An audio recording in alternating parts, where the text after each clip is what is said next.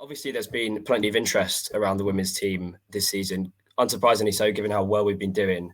But I imagine a lot of people at home don't really know about the structure of the league with regards to, promotions, relegations.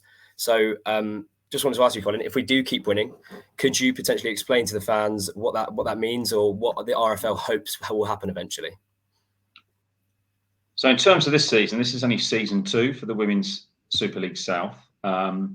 It was set up last year. I think it was fairly short notice that it was set up, and I think it was like in that post-COVID era. The RFL were, I don't know this, but I think there was probably a bit of 50-50. Should we wait till next year or do it this year? And they obviously thought, well, let's just have a go and see how it goes. So it was set up last year, and it was good. It was a great competition, and obviously it was successful in that respect. Cardiff Demons are the current champions. They won the competition last year. So it's a regional league, albeit a very wide region. Obviously, last year it took in Cornwall as well. So it's a very broad definition of the word South.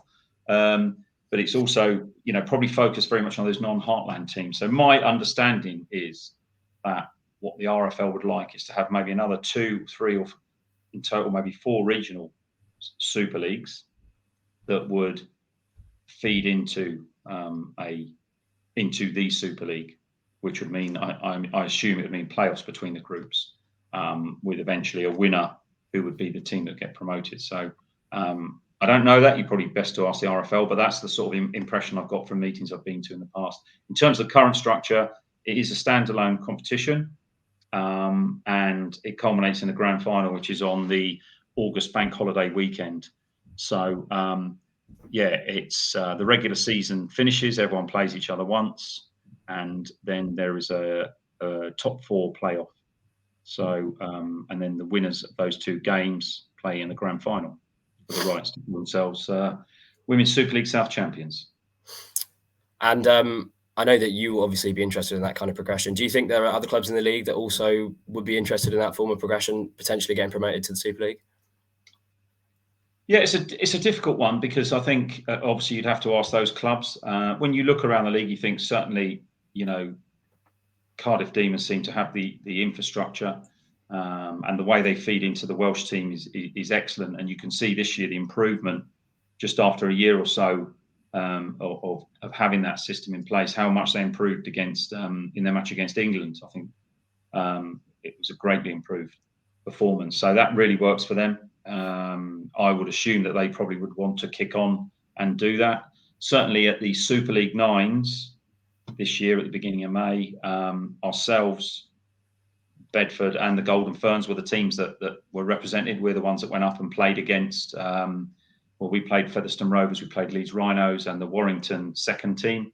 I think Cardiff played, we're in St Helens group, and certainly, no, I think probably the Golden Ferns were actually. They had a really tough group, but Cardiff did similar to us. They won the majority of their games, and were not far off getting into the finals. So, I don't know. You'd probably have to ask the clubs, ask Rob at Bedford what their aspirations are.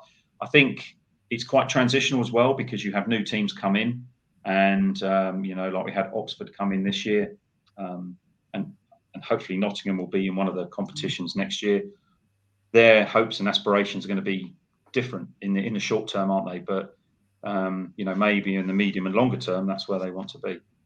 Certainly, there is an appetite amongst our players and amongst the staff for us to progress. I mean, certainly the feeling they got playing up at the Nines and playing against those established teams, and some of the players they'd seen on TV and playing for England and so on, they got a real buzz from that. Nice. On a slightly different note, I'm sure you'll know, but the people at home might not, that there will be a Women's Super League game at the Men's Championship Summer Bash at Headingley this year. How much do you think initiatives like this help grow the women's sport?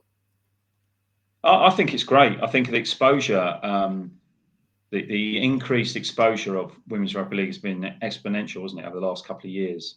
The fact that we got internationals live on TV, like last Friday, there was the Leeds Saints was a double header.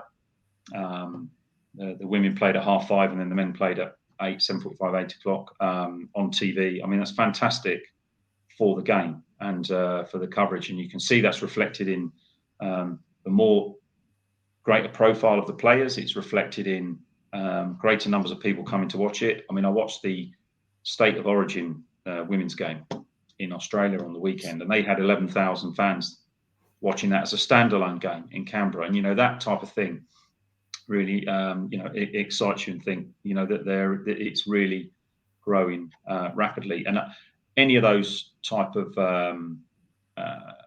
events that raise the profile of the players, I think, you know, is excellent. You see more and more of the players now doing punditry on the television. Jodie does it. And there's 2 or 3 other girls who are still playing, and a couple who've recently retired, are doing the punditry on TV. And again, great for the profile of the sport and the profile of those players. And you can already see, I think, that particularly younger girls are really starting to take them on as role models. And, you know, that is really the future, isn't it? The future of the game, because those young girls now will take them on as role models. You know, they'll want to play the game, or even if they don't want to play the game, they'll want to come and watch it and support it. And that will just help grow the whole thing as it moves forward. And you talk about these young girls watching the game, obviously getting more interested in the sport. If they are that young girl and they want to play for London Broncos for you, are you looking for players? And if so, how do people get in touch?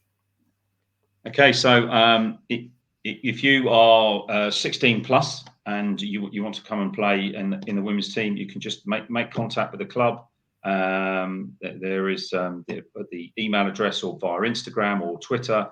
We've got our own Instagram, we've got our own Broncos Ladies. It is at Broncos Ladies, own Twitter account. Make contact with us. It will almost certainly be me that gets in touch with you, and I'll give you all the information that you need. And we welcome players at any time of the season. We've had a pretty settled team this year. From last year, where we had to start from scratch, we've had a pretty settled team this year, but we still have had new players coming in who always add value and always add something different.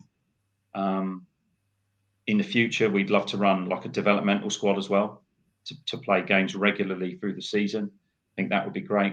In terms of younger players, you know, that sort of under 16 age group, I know the RFL are looking at some girls' hubs over the summer.